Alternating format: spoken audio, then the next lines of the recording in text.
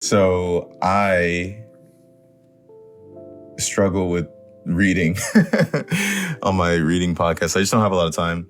And so sometimes I'll like watch or I'll listen to a audiobook or just another podcast that kind of does their own audiobook reading of it from YouTube, or maybe I'll find one online or I'll find one on Spotify. And that's helped me read through a lot. But I noticed with Fourth Wing specific, first of all, don't get Fourth Wings. Don't you go on YouTube and find that one, or I'm not gonna tell you which one it is. I'm not gonna shit talk another YouTuber, but I haven't found a good Fourth Wing one. And whenever like it's all done by like so far, a woman voice actor, which is totally fine, but the voices that they use for Taryn, I don't believe should ever be like it's like the gravelly voice, and I'm just like, this is Taryn's obviously an elderly English man who's like bisexual. He's obviously Ian McKellen, right? Anyways, so and that those turned me off. It was a lot of different voice I think that the voice actors or actresses are pretty good for most of the ones that I've seen so far. Like usually I'll just find one really quick and on Spotify or something like that helps me read through it. I found one for Six of Crows on Spotify as well, but it's paid, or you have to go online and then use the online version instead of the app for most of the audio books for those, but not for Mistborn, which is the one I'm reading right now. It's Alex, what did I do? Oh, okay. This is Mistborn. Mistborn is a really good book about, it's like kind of fantasy, fantasy heist superhero kind of vibes. It's a really like deep world that I didn't realize how deep it was, but I'm listening to an audio recording of this during work and reading when I can.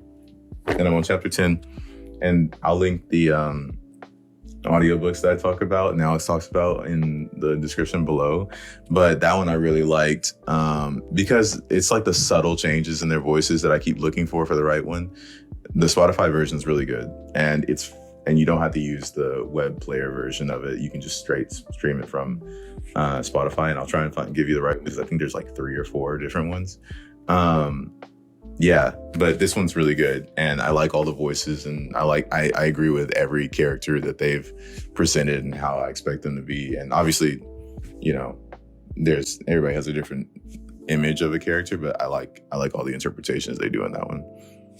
Also, The Alchemist is has a really good audiobook on YouTube.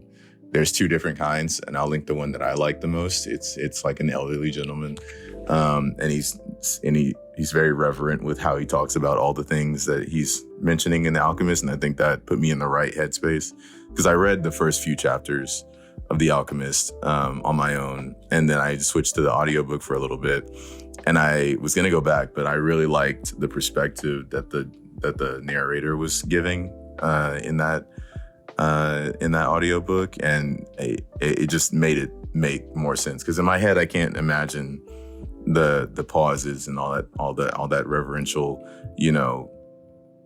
tonal shifts in my head, and I think that it gave me a little bit of the alchemist should be perceived in a certain way, and in my head I was just thinking about like sheep, and I was like, there's not much meaning in any of this, but the way he talked about the sheep and the way he talked about the people was very like, it made the message get through a little bit better for me. But if you like to read, obviously read. Just if you don't have time like me and also can't read like me, then there's 2 good audiobooks I'll link below. And the only other one that I've used so far was for the Shadow of the Gods and Hunger of the Gods. I pretended like I read all that. I did not.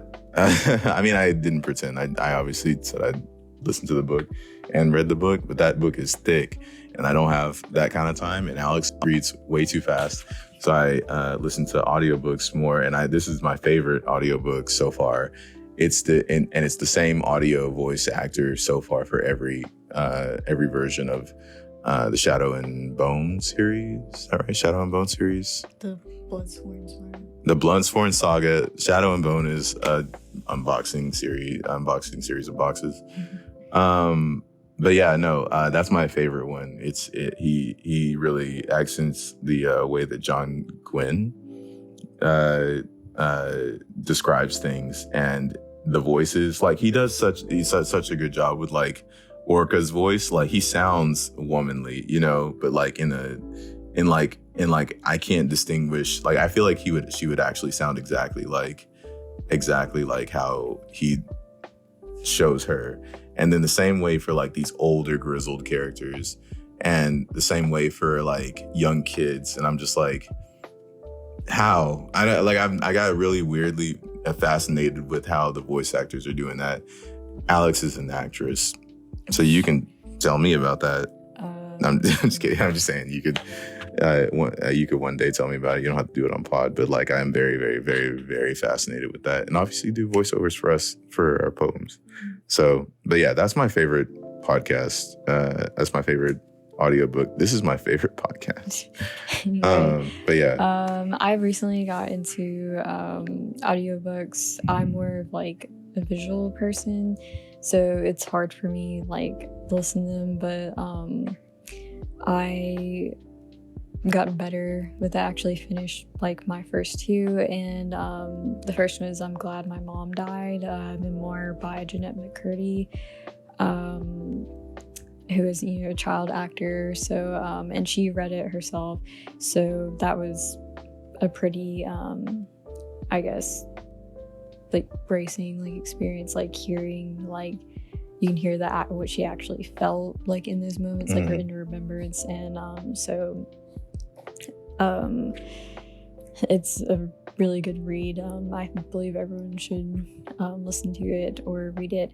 And I also read or listened to The Lives of Saints by Lee Bardugo, who wrote the Shadow and Bone series. And it has, I can't remember the woman narrator, but Ben Barnes, who is in the series, also read like half the book. So that was pretty interesting, like good tie-in for her short stories and with the series that was going on at the time that they recorded it.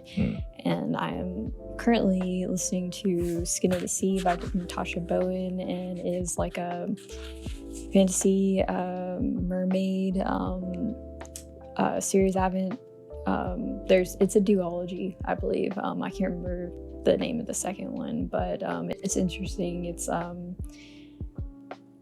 don't know how to describe it, but the woman who reads it, her voice is just so soothing, and yeah. I heard you talk about that book a lot, and I don't know if I'm ready to feel like that much from it, especially since like she's the one that did it, and I'm like, I wanna sit down and take my time with it. Yeah. Is it where do you watch it at? Like, do you watch it on Spotify? I listen to them through Libby, through local library. Okay. Yeah. Can I link that in the description? The app, yeah. But you have to have your own library card too. Is that like a thing that you can go to any library and if your library offers like Libby, like, or they have an online card.